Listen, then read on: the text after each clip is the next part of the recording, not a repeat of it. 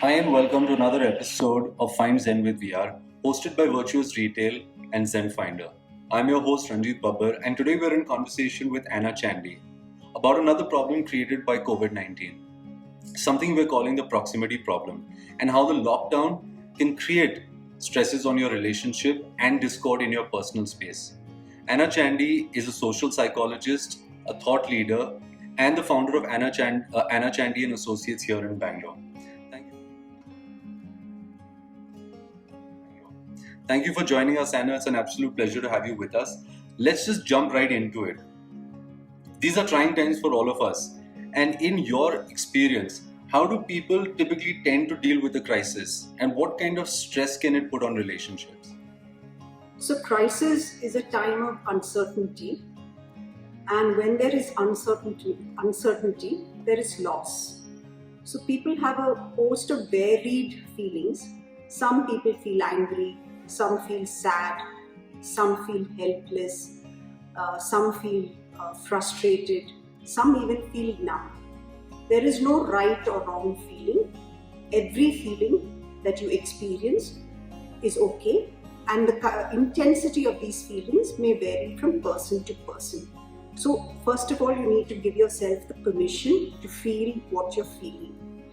Now, what has happened in this current crisis, because it's a lockdown and people are confined to their homes and they need to work from homes, there are a lot of issues arising, especially in relationships. You're trying to work from home when you have children at home, you have household work, and you have additional chores to do. Along with this, you're trying to manage working professionally from home. There may be a lack of space, there may be noise. You don't have really defined timings as work timings or family time. So, what is really happening is that the boundaries are blurred.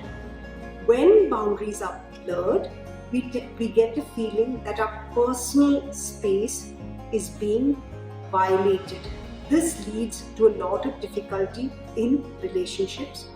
We feel misunderstood, we feel unempathized, and we also feel that some of us are doing more work than the other. There are some members in the family that are doing less. All this leads to issues in the home. We also have the additional burden of having children at home, especially in young children, who again are full of energy and so much of energy that is not channelized, that can lead to irritability. So it's a very, very difficult time for us. Now, the third part is the uncertainty is also there as what is really going to be the impact of this lockdown. There may be financial impact, there may be career impact, there may be other social impacts, there may be unemployment. So there are so many other social issues also that actually cause an impact on relationship. Having said that, what is important for us during this time with regard to relationship is understand that this is a transition period and really keep that in mind so that you manage your irritability or your anger or your frustration, and also have these open chats with your children, with your loved ones, that there are some common rules that we all need to maintain so that we do not have additional burdens on our relationships. Thank you, Anna, for that. I'm sure our viewers will find that very insightful and helpful. Another unfortunate outcome of social distancing and self-isolation is that people are starting to feel very isolated themselves and very alone. So, what perspective can you offer our viewers? I think I would like to start by saying you're not alone. You're not alone in this country. You're not alone in the world. This current crisis of COVID-19 is a global issue. Some of the common issues and that are coming up are people, first let me talk of people engage in using substance abuse. There's some of it, there's excessive. And in some cases, those who have problems of alcoholism or even addiction problems. They're facing withdrawal symptoms because they're not getting what they require. That's one issue. There are a lot of relationship issues because people are feeling burdened, tired, there's experiencing mental fatigue. The other issue is lots of people who've been very sociable, who are used to going out on the weekends, who have a fun time. That's become a burden because they're feeling the social isolation and being confined, and just seeing just a few people, or those who are single are feeling so, in a way, contactless with the larger world. We also have what we considered fun now become a burden. That's this work from home. Work from home now is becoming a burden because we have to find a quiet space to conduct our meetings, or we don't have formal timings which is considered work timings. Therefore, family time and work timings are being blurred. That is causing additional stress. In fact, I've heard many people saying I'm working more than I used to when I used to go into the office. Then, of course, there are people who are really, really concerned and anxious about the uncertainty. What does the future hold for them? Is there going to be financial losses? What is the financial impact? How do they sustain themselves? People who have older people in their homes, they're getting tired about caregiving. And then, of course, the actual fear of, will I get this virus? And some of us who are in the essential services are additionally also facing discrimination. So these are some of the kind of problems that people are reaching out to all over the world. I would still say this is still lockdown time. This is one set of issues that have come up. When the lockdown completes and we start the new normal, there are several other issues going to come up in terms of migrant staff. What are their problems? What is really economic burden on the government? So what are some of the new measures they're going to take?